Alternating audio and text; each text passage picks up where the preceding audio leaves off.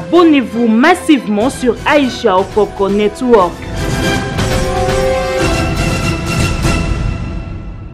Ça veut dire que présence à Kabila, Premier ministre Kaye, présidente et Sénat, et président et Sénat, présidente et Assemblée nationale, il ne faut même pas en faire un débat. Et sa coloration politique, c'est sa plateforme. Abonnez-vous massivement sur Aïcha Okoko Network. Ce n'est que des petits esprits ne dérangés. Moi qui suis grand d'esprit, je me dis que sa présence était aussi capitale. Il y a quoi assister dans l'ouverture. Abonnez-vous massivement sur Aïcha Okoko Network. Et Kabila étant réfléchi, et la nature de Kabila, c'est la nature de Mouto Abatami. Mouto Abatami, il faut qu'il y ait à l'école, il faut qu'il y ait position. Abonnez-vous massivement sur Aïcha Okoko Network.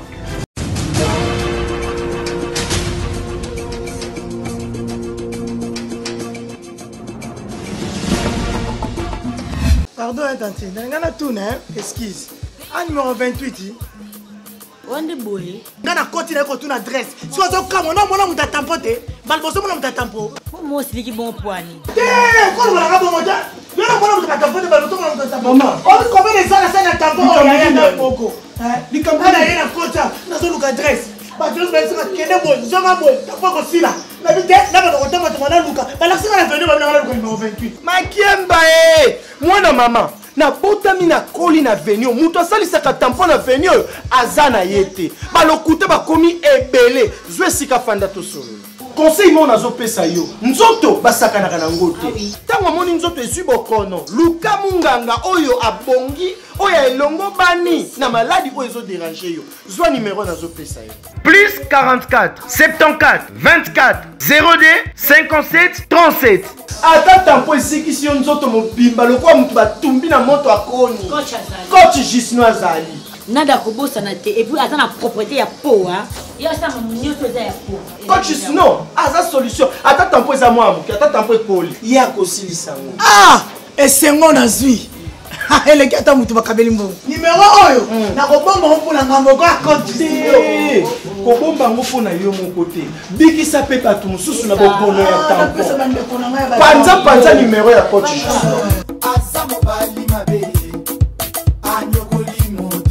plus 44 74 24 02 57 37. Abonnez-vous massivement sur Aïcha Okoko Network. Aïcha Okoko. Abonnez-vous massivement. Boko Sepela. Site Yangonde. Aïcha Okoko. Abonnez-vous massivement. Aïcha Okoko. Très bien. Abonnez-vous massivement sur Aïcha Okoko Network. Aïcha Okoko Network, le roi Mikolo. Nous sommes à AON, nous sommes au Japon. Merci beaucoup. Alors merci beaucoup, bonjour, bonsoir, très chers amis internautes, téléspectateurs, les abonnés de AON Aïcha Okoko Network. Merci beaucoup vous tous qui nous suivez de partout dans le monde. Je sais que vous êtes tellement bien pour vous abonner, ça vous bien. Et puis pour continuer boyer, na lire que non ça très bien. Et puis bisous en retour de Ibi qui a fait ça la bino ça qui te peut satisfaire bino pour confiance pour peut ça bisous en tout cas l'équipe n'est tellement donc aussi porter mais on est obligé pour te bombe confiance vraiment bon ça et ça bisous bien en tout cas merci une fois de plus la bino tout et puis en fait les gens s'abonner à un network et puis vous s'abonner chez Aïcha Okoko AON détente, vous s'abonnez parce que on a seka kala AON détente. Donc merci beaucoup une fois de plus à Madame Aïcha Okoko. En tout cas, merci beaucoup Mamie pour la confiance et pour l'opportunité que tu cesses de m'offrir à chaque fois, à chaque instant. Puis merci beaucoup quand on va conseiller pour essayer la biso Vitaline Sombi.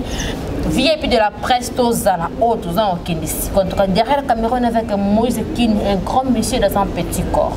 En tout cas, bienvenue à ce nouveau numéro AON Masolo. AON Masolo par rapport aux actualités qui circulent dans la République démocratique du Congo, les actualités politiques. Alors aujourd'hui, nous avons pensé bien. Nous avons pensé vraiment bien, puis des receveurs pour vous, l'honorable, le monsieur Timothée Noir, monsieur Ming Noir. que en Dakar tout ça ça rend une analyse politique ça rappelle bien que par rapport à l'actualité par rapport il y a rentré parlementaire il y a JKK monsieur Joseph Kabila président honoraire l'objet de bonne bon entrer na présence na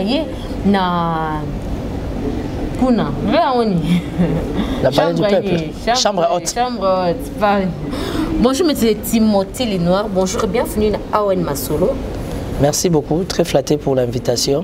Une fois de plus, j'ai accepté votre invitation parce que AON Masolo, Aïcha Okoko, je ne cesse de dire, c'est une petite sœur qui fournit beaucoup des efforts. Aujourd'hui, au travers de son site, on retrouve aussi des jeunes filles, des jeunes garçons, au lieu de rester à la maison, faire n'importe quoi. Exactement. Et du moins, ils ont trouvé une occupation. Donc, très fier d'Aïcha Okoko. Je t'encourage.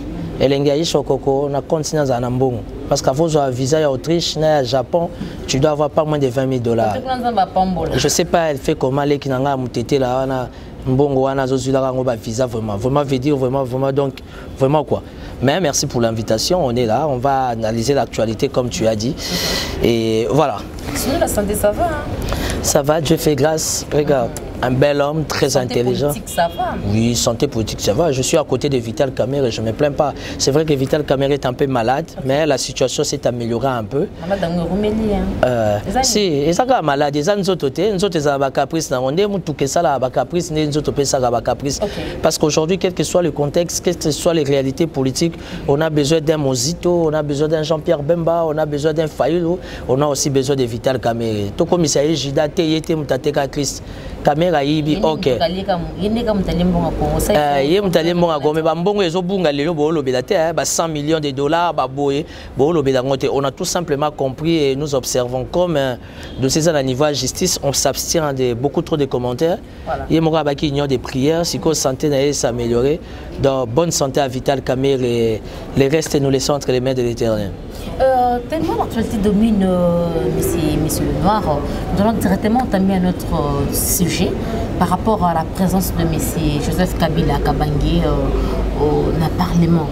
Ils racontent bon, Joseph Kabila, au Bandego FCC, va venir à Chine à Rambo. On a pesa ekombo mukamate. Nake na luala. On a pesa ekombo mukamate. Nake na luala batuna nga ba obenge nani. Ba obenge chikata. Donc, il y a vu sur Bassoël Inde Makambo. Babi Joseph Kabila, le fils de son papa Inde Makambo.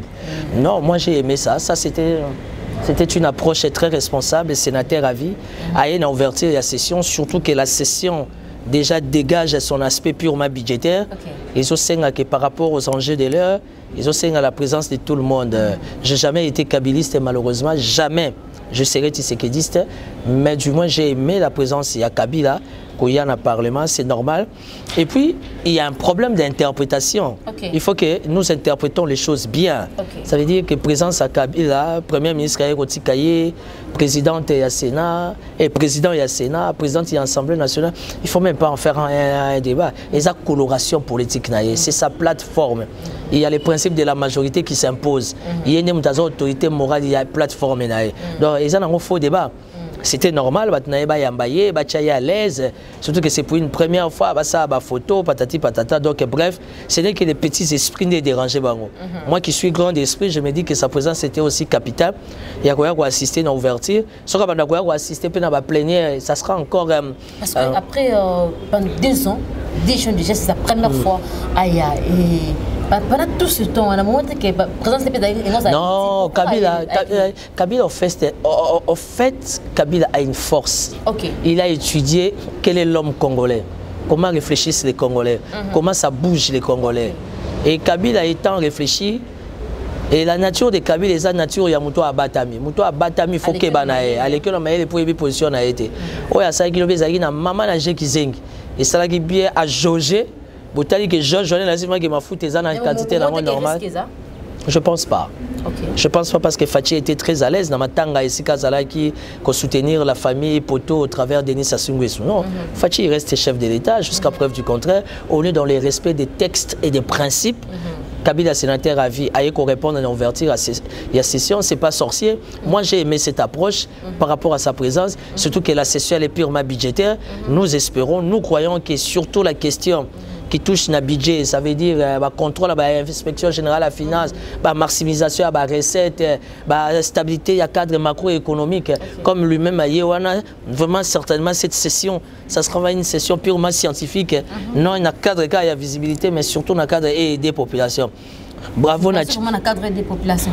Kebana Chikata, Soukana Moana, Kabila vampiroste. Vous sentez que le palais du peuple est tombé. Et alors, il y a des rebelles, il y a des rebelles, il y a des aéroport. Palais du peuple, lobby Kitaki. Tu sais comment on appelle ça? Et pas Bangala, Tobenga, Lokanzoto. Ça veut dire que Lokanzoto est au sala. Autrement dit, Lokanyama. Ça veut dire que Atikadika Kabila. Et moi, j'aime ça. Moi, je suis quelqu'un qui aime la spiritualité. Quand quelqu'un est entouré de ces démons comme ça, moi, ça me fait du bien. Et Kabila, le palais du peuple est tombé. Là où j'étais, j'ai senti la chair de Pounabi. Voilà. Mobile Yazakandebo. Il y a un homme à coucher ici. Mobile à l'Alia. Donc voilà. Par rapport à l'hôpital qui, comment on dit, qui sénateur président, je vais à ce que au expliciter il y a 2-3 personnes qui m'ont dit ça, oui, mais je vais vérifier. Moi, je sénateur. Peut-être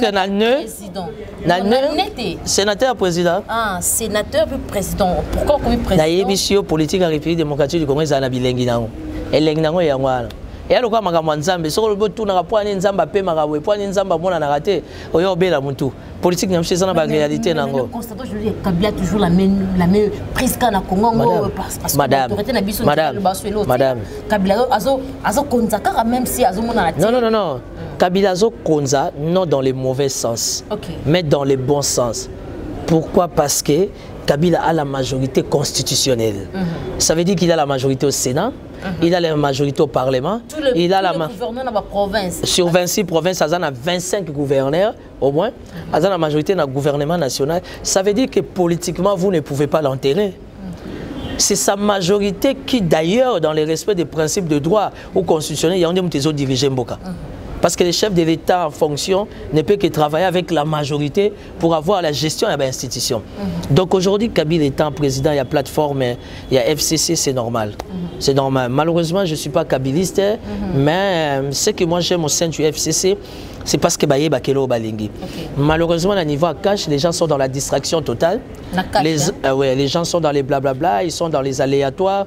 Donc c'est très étonnant. Mais bon, les plus importants, comme tu l'as dit, nous attendons qu'il y ait des bons résultats par rapport à la session, surtout qui est budgétaire, dans tous les secteurs de la vie en République démocratique du Congo. Rien ne marche, tout est bloqué, verrouillé.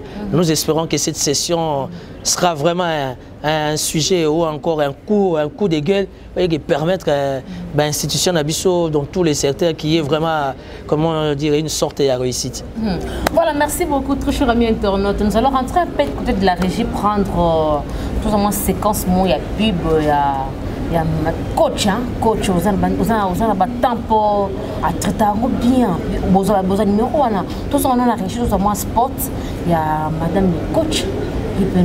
Par rapport à l'opposo, on n'est pas postionné, on est obligé de traiter image. Par rapport à madame, couleur vendre pour cancer, donc madame, tantôt on a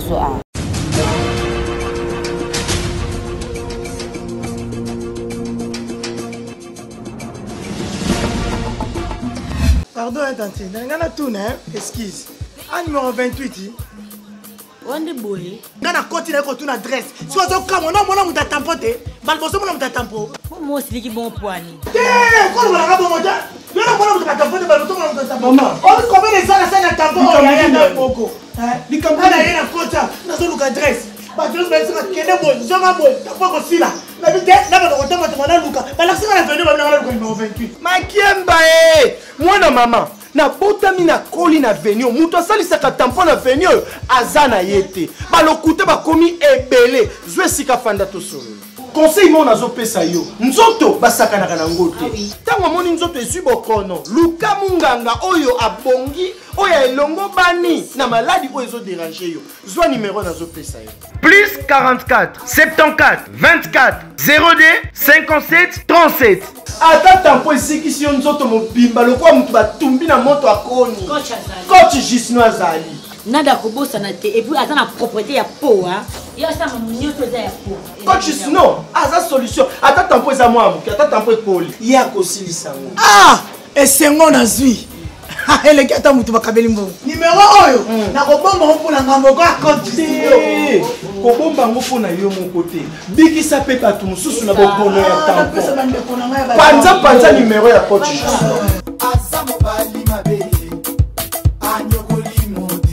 Plus 44 74 24 02 57 37. Voilà, merci beaucoup. Bien de retour sur ces plateaux. Nous continuons par rapport à notre sujet du jour qui domine par rapport à la santé politique.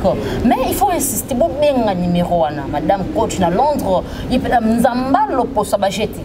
Nzamba l'opposo pena. Moi, ce qui est mon rapport, à Londres, parce que on va contacter et produire la place aux arts. Donc, par rapport à pour moi, on a pour madame, quand on pose pour ma peau, donc merci beaucoup. Mais sur le nom, on a de retour. Mais par rapport à la vidéo, moi, je circulé en internet, par rapport à la rencontre deux premières dames, maman Olive Lembe Kabila, et puis maman Denise Tshisekedi, et puis tout le monde qui dit, bon, maman Denise Aye, à Salondi, incliné devant maman Olive Lembe. Tu sais comment on appelle ça en français? C'est la politesse. Ah, ok. Les Congolais, nous les Bantous, les Africains, on a inséré pour d'interprétation. C'est ça, on a polémique. Maman Olive Lembe, il ne faut pas prendre les choses. Maman Denise Nyakero, elle a une particularité. Ça veut dire qu'elle est très protocolaire. Pardon, du fait qu'elle est protocolaire, elle doit rester dans les respects des principes. Ça veut dire que Maman Olive a sali 18 ans en tant que première dame. Il y a Botami en tant que première dame à peine même pas 2 ans. Ça veut dire qu'il y a un principe, il y a discipline.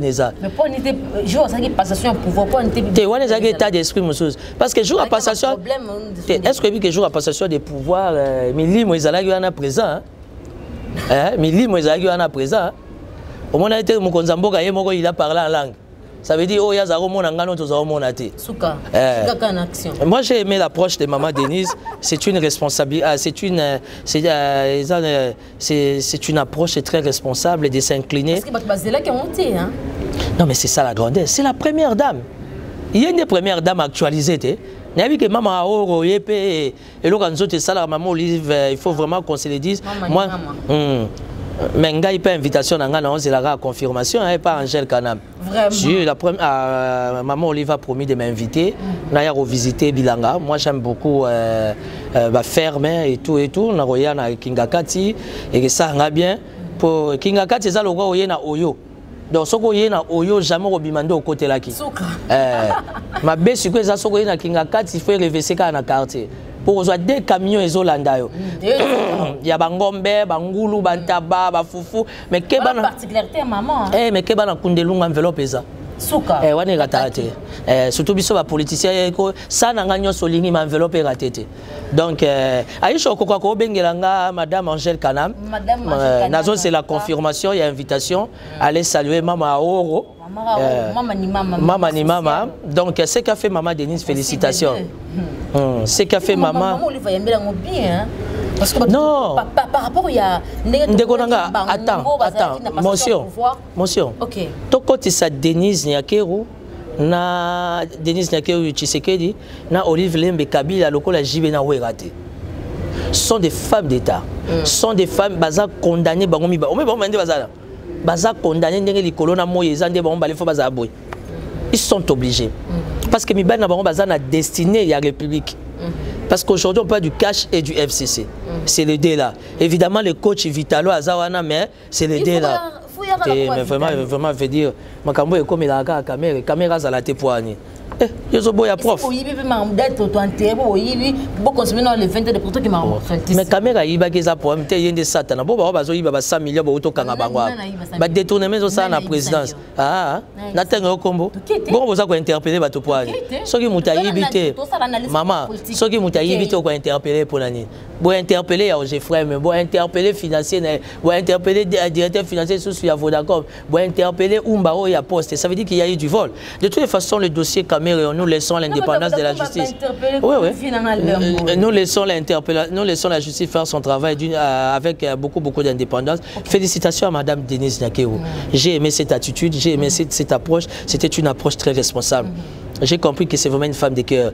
Et tu vois aussi, maman Olive va jouer à la flexibilité, à Télémi, à Yambine de Konaye, et tu oublies quelqu'un. Il y avait même aussi maman Liliane Bemba. Oui. Parce que Baronio soit bandi. Il y a Bemba. Baronio soit bandi, ma prière, mais Nzamba, ma prière, c'est maman Liliane Bemba, avec sa fondation Elle et Léon, qui a toujours beaucoup prié pour la République démocratique du Congo. En fait, aujourd'hui. Prié par rapport, il y a quoi assister maman la biso ya Brazzaville na matanga. Non, mais c'est normal. Baronio se fallait assister. Pourquoi? Parce qu'on est très proche avec le Congo Brazzaville.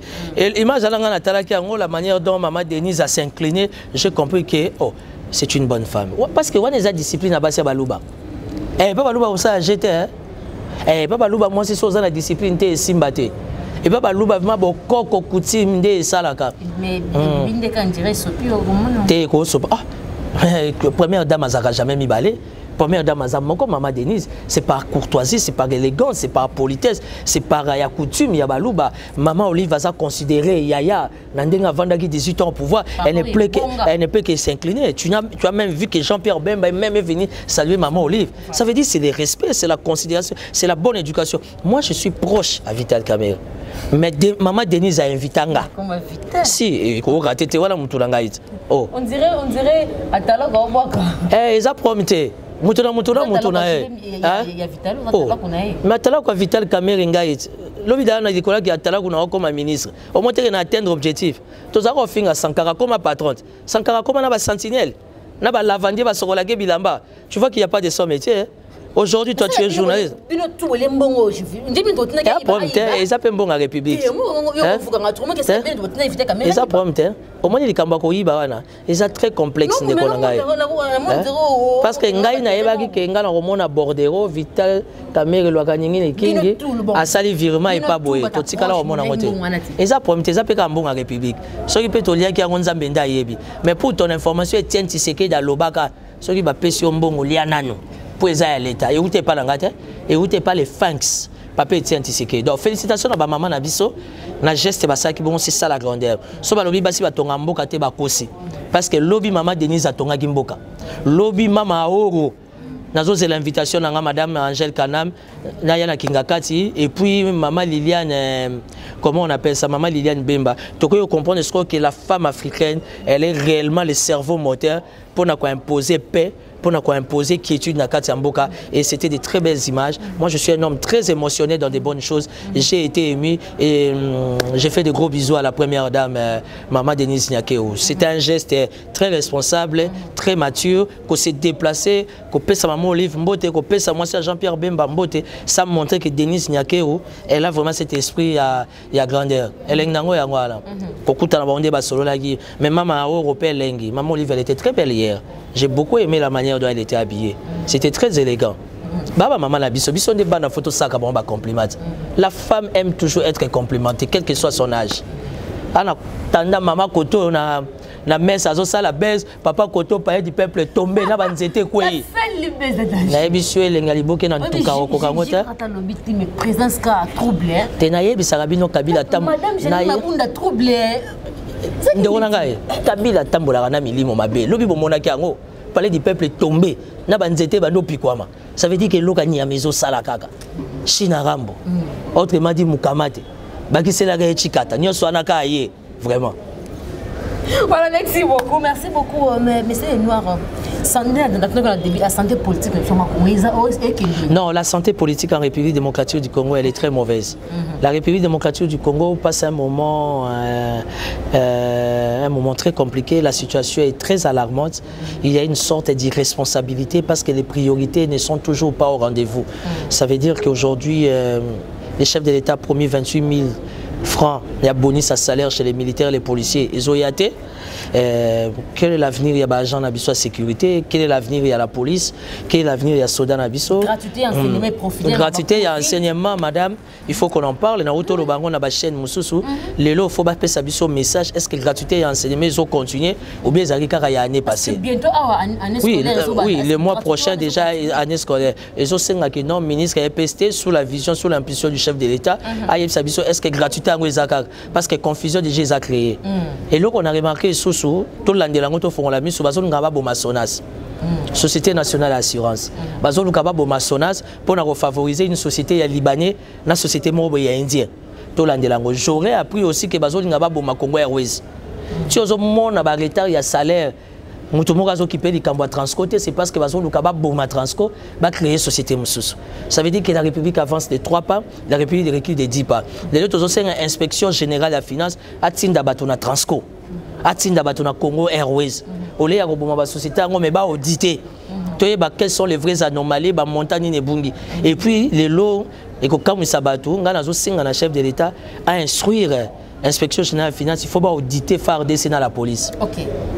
Parce que ma rampé à sécurité. Ma cambo sécurité. Que kuluna na Kinshasa kolobate. Kuluna. Tout nanga ini. Na Kinshasa nous avons 338 sous-siats qui sont gérés dans le commissariat. Les lots sont na ba sous-siat concentration ba policiers et Zabuto et Kota. Pour mi touke ya kolala. Mutuka moko 2000 francs. Imagine toi sous-siat zo bomba 50 100 000 tuka. So ba zumbongo commandant zalate ba bombeli yaye. Commandant na o ba bombela ye yebe fa même na commissariat. Tu vois comment ça évolue. Ça veut dire qu'aujourd'hui, les policiers tout va préférer un roulage. Parce que le roulage est un système à l'Ikelemba. Les policiers vont tambola sur la matraque, vont tambola sur la carnet et avertissement, les policiers vont tambola la pince, le rabat à snell, colon la rabat à plaque. On appelle ça en français destruction méchante. Surtout que tout ça est état de droit. Banda ma tététi kingasa na suka to ana 180 roulages. Bango tout, bazana mindu kité, matraque kité, carnet té, bazaka na ba pince na luketo. Na yebité ceux qui snell a comment peut sa cour technique dans la police. Ça veut dire qu'il y a un désordre bien organisé au niveau il y a Ipekin na Kinshasa. Yango wana ngana mimi message et pas chef de l'État. Bana Kisasa bazo senga général Elvis na wej palanga ngo babenga yakuza. Parce que yakuza esika la crimogène beta au solo là. Esika ba sopela batuma ya moto agoya ko solo là. Lelo kuluna bino basi batuza ba victime ya ba kidnapping ba enlèvement ba komi ko violé bino na moi. Ou puis sécurité dans la ville province à Kinshasa. Ça veut dire que Bakino a raison, chef de l'État tel Alikamboyo, général Elvis Nawesh Palanga, Kinshasa a besoin d'ailleurs, Bakosela qui Makambo Abomagi Moutoutango Azagi na les gens à pire, on a tout simplement compris que Zagi a campagne à Batamita Mabé. Or aujourd'hui les chefs de l'État dans le cadre de la réforme et l'armée dans la police, ils ont besoin de expérimenter. Les gens qui ont la volonté de sécuriser la population et l'air bien. Et Kinshasa, on a besoin du général Elvis Palanga. Donc nous avons d'une manière globale la République est dans les besoins. Car toi Thomson est loin à $43 et combien à $65. Dollars, on en parle même. Mais madame, avec ta permission pour chiter, tu as changé $, on a 2000. Mais tu as sommes à unité combien? 2500. Ministre, il y a poste de télécommunication qui bat sa Maliba, IDPS, porté disparu dans la nature. Oui, que Fatia a la chance. Parce que volonté, na amour chef de l'État Zanango, il y a faire décoller Mbokao. Malheureusement, c'est l'entourage. Tous changer $, on a 2000. Mais tous sommes à unité, on a 2500. Aïcha Okokaza spécialiste, il y a Okitaka na terrain. Faut ça va faire des sociétés, beaucoup qui na terrain, beaucoup opinion, population d'Engazoloba. Aujourd'hui, quand on parle de l'insécurité, c'est vrai qu'il y a un gouverneur Ngobila, mais Ngobila donne des moyens au général à la ville à Kinshasa. Pourquoi le général à la ville à Kinshasa doit ça la bien? Toi, tu penses que ce botier barrière, il y a refouillé tout cas criminel, et ce moment là, criminel na barrière.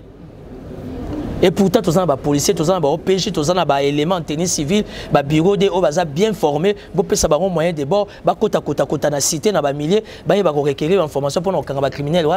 Ça veut dire qu'aujourd'hui, l'insécurité dans la ville de Kinshasa, il ne faut pas condamner les gouverneurs. Parce que les gouverneurs donnent les moyens. Le gouvernement national donne les moyens. Mais qu'est-ce qui se passe? L'insécurité en République démocratique du Congo, plus particulièrement dans la ville province capitale, ça veut dire que les pays est malade.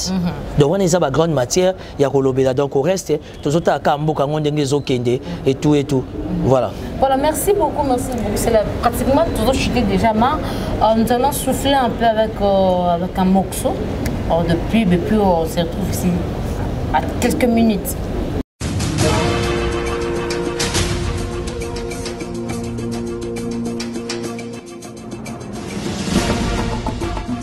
Pardon, Tanti, dans la tourne, esquisse. En numéro 28.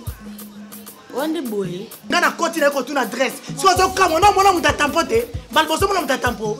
Moi aussi qui bon poani. Ko wala ka bon moja. Yo na mwana mutaka tampon de baloto mwana mutaka maman. On combien de ça la scène à tampon on y a dans Boko. Ni campagne na yena kota na zo luka dress. Ba tu me sera kene boy, zonga boy, tampon ko sila.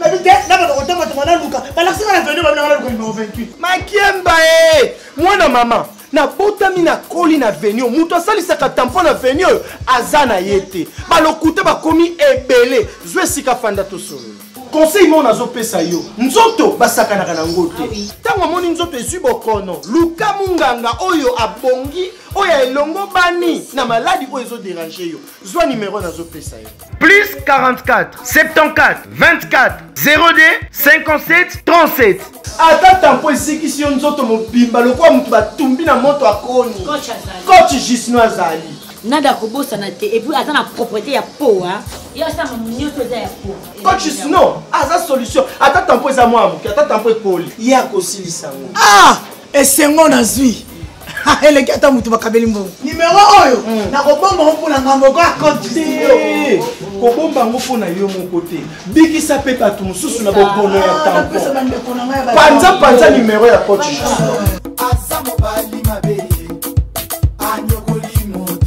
plus 44 74 24 02 57 37. Bien de retour sur ces plateaux après cette morceau de pub. Merci beaucoup à vous tous qui nous suivez à la maison, nos très chers abonnés du Canada partout. Timothée Lenoir, un spécialiste en politique. Bon, il y a le vice santé politique. Les Européens, maman, mouké, ma belle, la mouka, présence, c'est caca. Yibso Ishokoko, à Salinde pour organiser ma cambo bien, oui. Parce que les journalistes, nous sommes comment que nous sommes gouverneur, Bambongo. On a besoin de somba ba caméra, on a besoin de somba ba allonge. Il y a on a zotuna. Au moins nous avons tourné pour nani parce que nous avons félicité Aïcha Okoko par rapport à Moussalo. Vous avez journaliste Moussouba au Tchamakele na TV au Kazarata na Ketchite. A comment que notamment dans la province à Betara ba gouverneur Matolo. On est sans polémique. Différence entre AO et TV. Avantage et Aïcha. Avantage et Aïcha, c'est ma petite soeur. Okay. Avant un visa, il y a Japon, il faut pas moins de 15 000 $. Ça veut dire que la caméra n'a allongé ça normal. Mais vous savez, les journalistes, c'est mon solo na nino. Ma casse n'est qu'à y avoir tant de nous senga ba konzimbo. Eh ben journaliste beaucoup mal au koso. Eh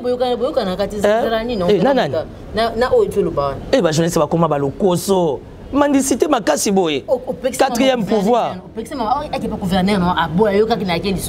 Qu'est-ce qui se passe encore? T'es gouverneur dans la nani. Ngaza nanga pio pesa ba vie belé. T'es ko simba mouye j'étais pour na lia akuna. Nga lia akuna na loi là-bas. Na loi là-bas na salaire. Tu vois pas comment je suis bien sapé là. C'est l'argent du loi là-bas. Ngobilanda la kinga na ozela réaliser. Ngobila yebisa ngo lia. Na ozela na lia. Elle nango ya wala tolingi bino presse tolingi bino presse quatrième pouvoir bosa makambo ngo bien baisha kutu bana basi ba obeta matolo te mais boza ba journaliste bana mibali ba komi ba mandia ba ministre na ba gouverneur ba beta bango matolo vraiment veut dire ina bokenda ya olinga na okota ina ngape nazo kota ina nga nazo kota ina changer comme cas de facile na changer comme te la risque de saber ba pesa mo saber OK ina na lina kota ina po nga na oyi ke nga na mo Kristo nga na mo Kristo na mo yenge beni OK bete pas matolo ke bete pas mais pas gouverneur Chantini Ngobilo ke bete pas non madame na longwa na niveau matolo. Tu parles à un homme responsable, candidat sénateur. Yoka, Yoka. Vous venez me dire que madame Atalako, il y a vite caméra. Tu te rappelles l'élection ça Atala, il y a Atalako. C'est la fin de cette émission, mot de la fin, madame, monsieur Timothée Lenoir. Mot de la fin, je soutiens la politique de Chantini Ngobila. Ok. Je soutiens. Mbilinga pour nazae musika. Non. Tu n'as commis pembeni ya koliate. Na commis pembeni pour suivre sa politique de près, que je sache comment fonctionne Kinshasa. Et aujourd'hui, moi, je soutiens le gouverneur Richard Mouyej Manguez. Okay. J'ai parlé avec le gouverneur du Sankourou, Stéphane Moukoumadi. Je demande, caméraman Zouangay, je demande au chef de l'État d'intervenir pour les Batétés là. Le Sankourou a besoin de l'intervention du chef de l'État. Félix Tshisekedi, Fachi Béton, il se passe des choses impossibles dans Sankourou. Je comprends pourquoi Balingi Stéphane, c'est parce que Stéphane Moukoumadi a Zochabango mal à l'aise. Un jeune qui n'est pas venu au Sankourou pour de l'argent, mais un jeune qui est venu faire décoller les Sankourou. Katakokombe immeuble les athées. Bobenga on est loja. ndako munene ezate bao nyonso bazingaki président Kabila batonga na bango bandako kudate. Aujourd'hui les Sankourois souffrent. Assemblée provinciale a un salaire, gouverneur a un salaire, aucun agémena a un salaire et l'euro mogote. Je demande une intervention spéciale na chef de l'État pour na Sankourou na Gemena. Et ça va province moi ils ont passé un moment extrêmement difficile. Bambo na bango to éviter ce que bimarana Kinshasa comme akuna to éviter. Félicitations au gouverneur à Sankourou Stéphane Moukoumad. Nous la jeunesse congolaise au nom du renouvellement de la classe politique nous te soutenons. Voilà. Mais keba Aza à tout Matubwanga à tout Matubwanga. Au moins que Congo central et Vandi Kimia. Hein? On est zamboka bangunza. On est zamboka banvuluzi. Yaba bakulo. Merci na tout Matubwanga na effort nyonso Kimia côté na Congo central. Nyonso wana tunangana aza coach Fachi Beton. Merci beaucoup, c'est la fin. Oh mais yo linga Fachi te? Oh katimba mo boye. Mais viens na yote. Yo kinanga ngobongo. Oyi ke Fachi amona limité. Yo kinanga ngobongo. Oyi ka yebi kulo amadiakoko. Yo kinanga ngobongo. Oyi ke Fachi ayi. Mission na ngala linga présent na ngapona na mboka o. Tenga moni yo linga Fachi te? Oh. Mbinga mobile. La linga ke makasi. Na biso Fachi makasi. Merci beaucoup. Merci beaucoup, c'est la fin de cette belle émission. Awen Masolo, merci beaucoup. Continuez de vous abonner comme ça, c'est bien. On avait réussi pour vous, mais c'est Timothée le nom. Mais mot de la fin à l'hôpital. Mais c'est au mot de fin quand tu t'es battu. T'as un mot de la fin na pesi Fachi Beton bot. Oui, que y pas zoya parler du peuple. Parler du peuple que tomber foidé.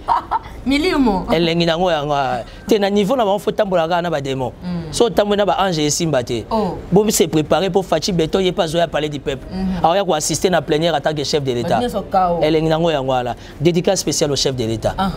Mais na bosani était il na ko bosana était bolibo kundaya avant. Azarape moi na batu. Vital Kamere lo kanyingini. Vital, merci beaucoup, merci beaucoup. Derrière la caméra, on était avec Moïse Kini, Montréal. Et puis merci beaucoup à Exaucé de nous avoir assisté. Merci beaucoup au officiel de Virsim Betengue. Merci beaucoup à Madame Aïcha Okoko, la championne Okoko. Madame, c'était la première différence, c'est ça. Différence, c'est ma casse, vraiment. Abonnez-vous, au revoir.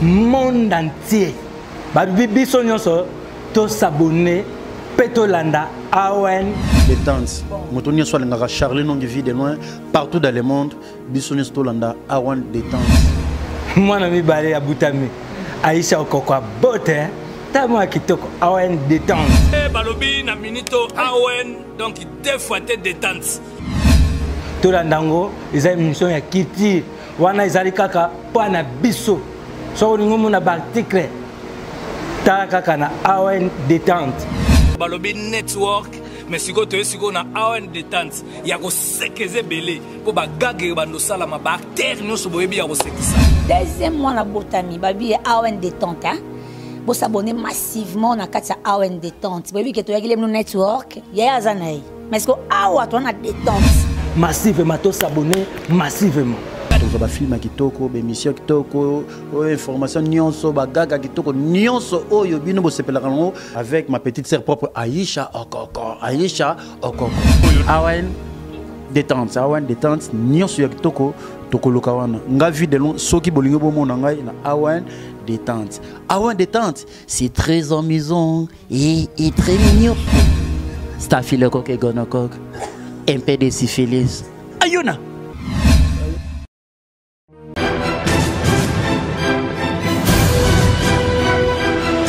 Abonnez-vous massivement sur Aïcha Okoko Network.